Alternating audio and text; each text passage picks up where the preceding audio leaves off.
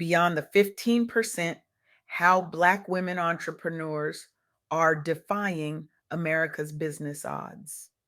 Good morning, everyone. I stand before you today humbled and electrified after my recent conversation with Whaley on the Soft Girl Era podcast, a woman whose brilliance illuminates the darkest corners of entrepreneurial inequity with unflinching clarity and whose advocacy has created pathways for hundreds of Black women business owners across America.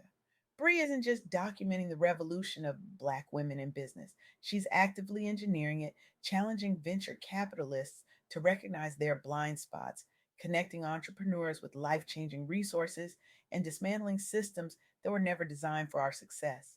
What Bree shared with me wasn't just informative, it was transformative.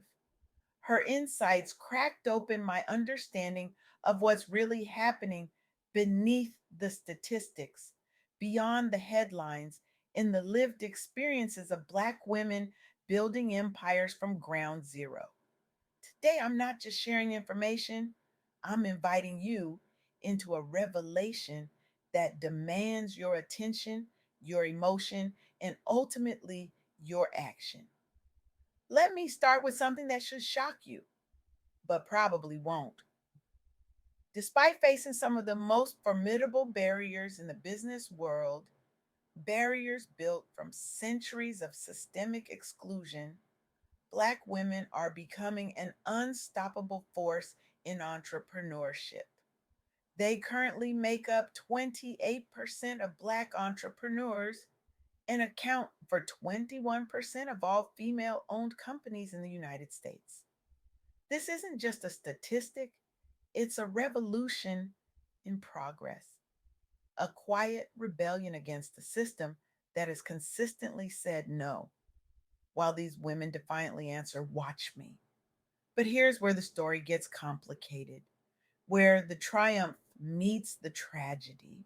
While Black women are starting businesses at unprecedented rates, only 15% report making a profit. Let that sink into your consciousness for a moment. Only 15%. 15%. This isn't just a number, it's thousands of dreams hanging in the balance. Thousands of women working twice as hard for a fraction of the reward. Thousands of potential world changing businesses struggling to keep their doors open. This stark reality becomes even more troubling when placed against the backdrop of employment trends. Recent data shows unemployment for Black women rising to 6.1% in April 2025, a full percentage point increase from March and significantly higher than the 3.3% rate for white women during the same period. The message society sends is brutally clear. Traditional employment won't save us, and entrepreneurship remains a treacherous path. As Bree explained with fire in her eyes during our conversation, entrepreneurship for many Black women isn't simply about pursuing passion or spotting market opportunity, though it certainly includes those elements. It's frequently about survival, about creating the opportunities that society has systematically denied them.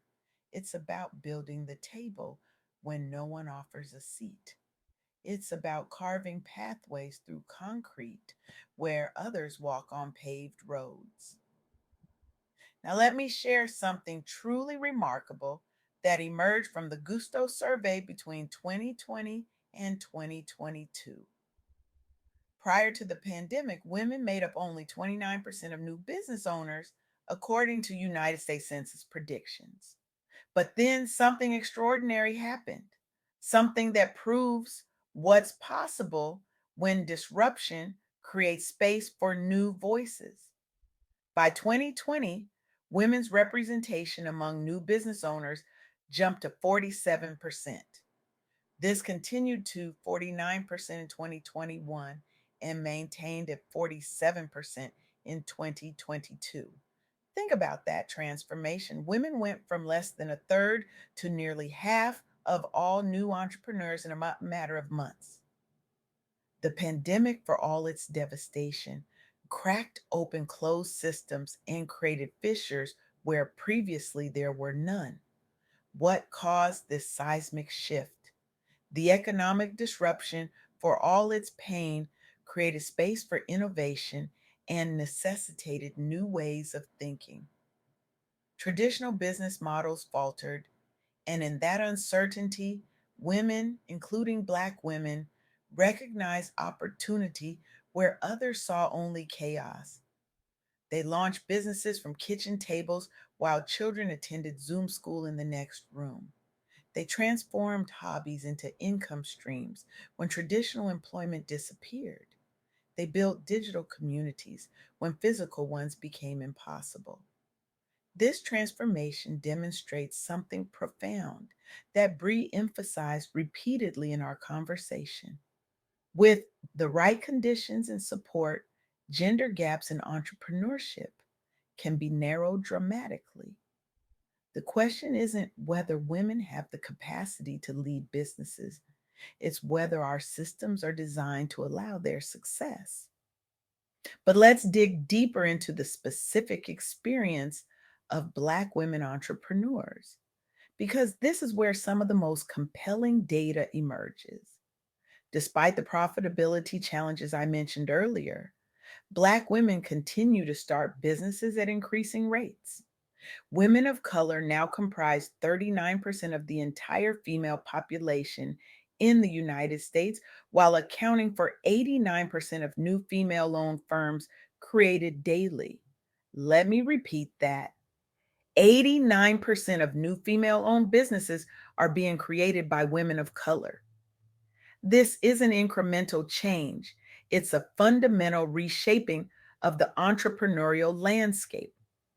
It's a tidal wave of innovation, determination, and vision that's transforming what business leadership looks like in America.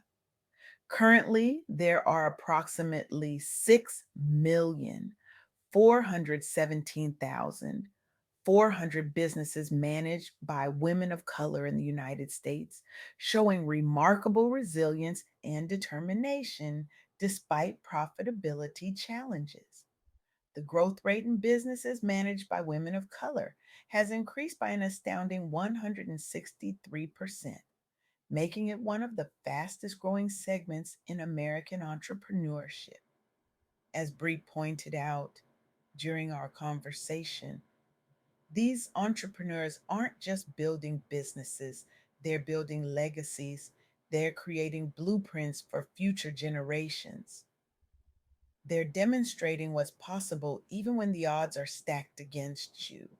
Each successful Black woman entrepreneur becomes a lighthouse for countless others, illuminating possibilities previously unseen. The barriers Black women entrepreneurs have historically faced are numerous and formidable. Limited access to capital, with less than 1% of venture capital going to Black women founders. Fewer mentorship opportunities, with many having to create their own networks from scratch. Systemic biases in business ecosystems that question their competence, undervalue their contributions, and overlook their innovations. Yet they persist, they innovate, they overcome. To put this in global context, women's entrepreneurial activity worldwide has risen from 6.1% to 10.4% over the last 2 decades. Among high potential businesses in 45 countries, women now lead 1 in 3 high growth companies and 2 in 5 export oriented startups. There has been a 79% increase in women perceiving new business opportunities and a 27% rise in those reporting enhanced startup skills. These changes suggest that the glass ceiling in entrepreneurship is gradually cracking, with increasing numbers of women recognizing opportunities and developing the confidence to pursue them. But for Black women, it's not just a glass ceiling, It's often a concrete one, requiring not just persistence, but pickaxes. Perhaps the most exciting insight Bree shared during our conversation was about the future economic potential. Women entrepreneurs are projected to control 60% of the world's assets by 2030, creating a wave of wealth creation through increasing entrepreneurial activities, higher employment rates, and rising salaries. For Black women entrepreneurs specifically, tapping into this potential could help address the current disparity where businesses owned by women of color account for only $422.5 million dollars of the $1.9 trillion dollars generated by female owned companies. The gap is enormous, but so is the opportunity, as Maya Angelou once said. You may encounter many defeats, but you must not be defeated. This quote resonates deeply with the journey of Black women entrepreneurs who, despite facing numerous setbacks, continue to rise and build. Their persistence isn't just admirable, it's revolutionary. During our conversation, Bree shared a powerful affirmation that many of the successful Black women entrepreneurs she's worked with repeat daily. I am not defined by society's limitations, but by my own boundless vision. This mindset shift from external validation to internal determination marks a crucial transition for many on their entrepreneurial journey. One of the most practical insights Bree offered was the importance of community over competition. The old model of seeing other Black women as competitors for limited resources is being replaced by collaborative networks where resources, knowledge, and opportunities are shared, she explained. This shift from scarcity thinking to abundance mindset is transforming how business is done in these communities. So, where do we go from here? How do we move beyond the 15%? How do we ensure that the extraordinary courage and vision of these entrepreneurs is matched with the resource and support they need to thrive, not just survive? The answer lies not in platitudes, but in radical action, in dismantling systems that were never built for inclusivity, in redistributing access to capital, knowledge, and networks, in recognizing that diversity in entrepreneurship isn't just about fairness, it's about unlocking innovation that benefits everyone.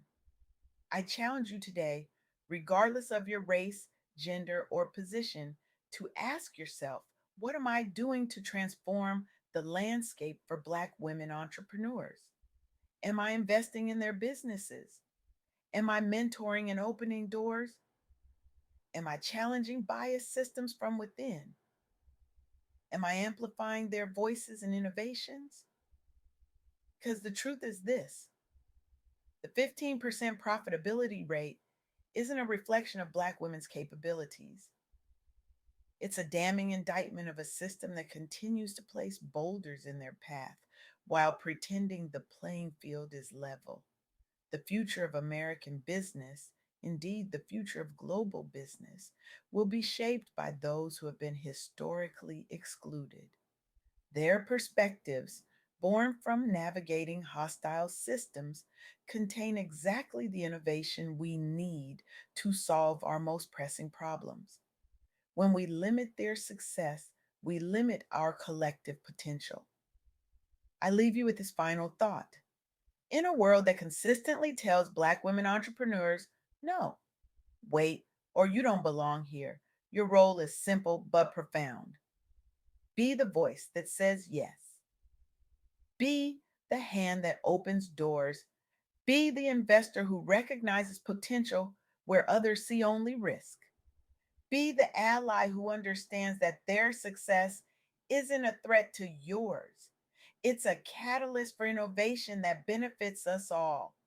Because when Black women entrepreneurs succeed despite the odds, they don't just build businesses, They transform our understanding of what's possible. And that transformation is something we desperately need.